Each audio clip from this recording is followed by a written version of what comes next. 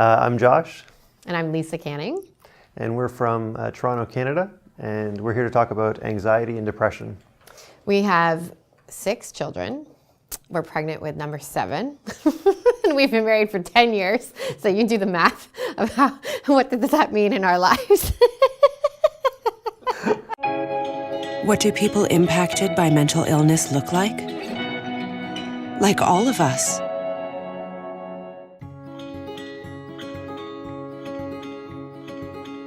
So depression and anxiety have been a part of our marriage, especially in the last 5 years. Josh has been living with depression and anxiety for most of your adult life, right?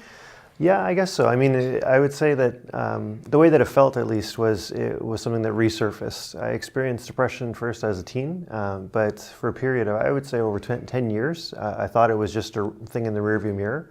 But in 2012, as we were awaiting our third child, it crept back up in a big way and kind of blindsided me.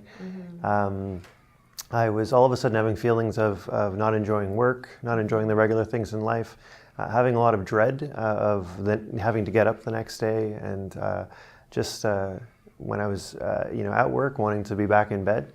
And for a while it was really hard to just even accept what was happening because mathematically it didn't make sense that I was depressed. And so there was a period of process of having to acknowledge, like I'm actually depressed. And then there were stages from that of I would say the first thing after acknowledging was I felt guilty. I felt like I have so much in my life, many people have other challenges that are greater, so why am I struggling so much in life? And I felt very, very guilty about that. And the Bell Let's Talk campaign actually spoke to me during that period. And I remember getting really excited when there was this documentary Michael Landsberg created that was coming out because I wanted to hear other stories about people with depression. And I remember it was just like such a ray of light to see people that were successful, people that were athletic and healthy, but who still had struggles like that. And in a way, it almost like lifted the guilt off me a little bit. And I started to realize it's not necessarily my fault that I have depression and that I'm anxious. So that was a really, transformative thing to hear other people's stories, and it made me feel more and more comfortable to eventually share my own story. But it's interesting, when it happened in 2012, I was expecting our third child. So that's 3 children in about 3 years.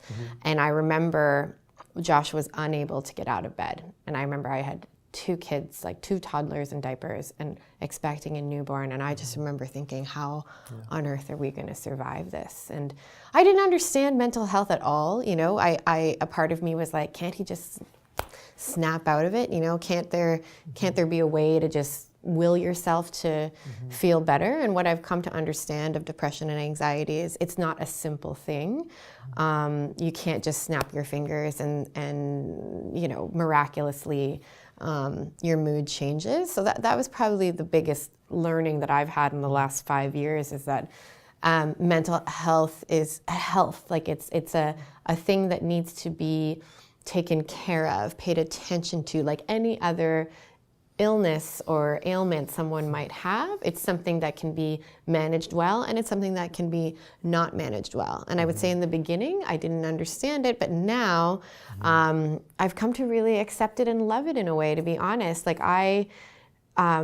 it's just a part of our marriage, like everything else. The biggest misconception around depression is that there is no hope. There is so much hope.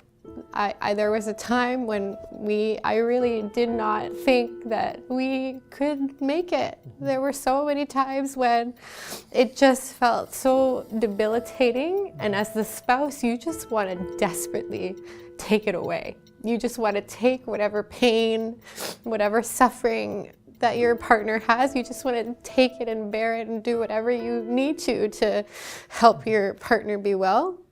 And there were a few years where I really felt like, oh my gosh, like, are we gonna make it? But we're here, 5 years on the other end of when it first happened in our marriage quite seriously. We're here 5 years later with so much hope. We now live knowing what to look for. We now live in a way that we manage our lifestyle so that we can ensure that the symptoms of depression and anxiety don't overwhelm us, and we just look at it we look at it as something that we will tackle together, as opposed to a force that's sort of getting the better of the two of us. Like, I would say we tackle it as a team. Yeah. Mental health affects us all. Join the conversation. It's like, the way you said, like, depression, and then we have 6 kids, it sounded like that was the cause of No, no, our children are not the cause. Usually not.